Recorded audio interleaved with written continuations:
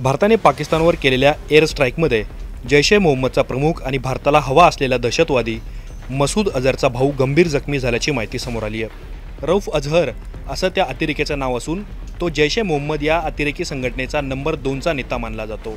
भारताने बहावलपूरमध्ये केलेल्या हवाई हल्ल्यात जखमी झाल्यानंतर मसूद अझहरच्या भावाला उपचारासाठी पाकिस्तान मिलिटरी रुग्णालयात दाखल करण्यात आलं आहे। तपास यंत्रणांच्या सूत्रानुसार मसूद अझहरच्या कुटुंबातील अनेक जण भारताच्या एअर स्ट्राईकमध्ये ठार झालेत, तर रऊफ अझहरला गंभीर इजा झालेली आहे। यापूर्वी ज्या अतिरेक्यांचा मृत्यू झाला त्यांच्या दफनविधी सोहळ्यामध्ये पाकिस्तानी लष्करातील अनेक वरिष्ठ अधिकारी सामील झाल्याचं दिसून आलं होतं। इतकंच नाही तर लष्कर प्रमुख आणि राष्ट्रपतींनी देखील दहशतवाद्यांना श्रद्धांजली वाहणारे पत्र लिहिले होती। गेल्या 2 दशकांमध्ये भारतात झालेल्या अतिरेकी हल्ल्यांमध्ये मसूद अझहरचा हात असल्याचं सांगितलं जातं। काश्मीर विधानसभा हल्ला, संसदेवरचा हल्ला, मुंबईवरील 26/11चा हल्ला अशा अनेक फिदाईन हल्ल्यांमध्ये मसूद अझहरचा रोल होता।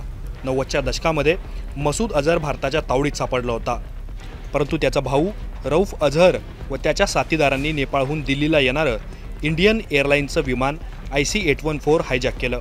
त्यातील 250 प्रवाशांचं अपहरण करून ते विमान लाहोर मार्गे कंधारला नेण्यात आलं होतं।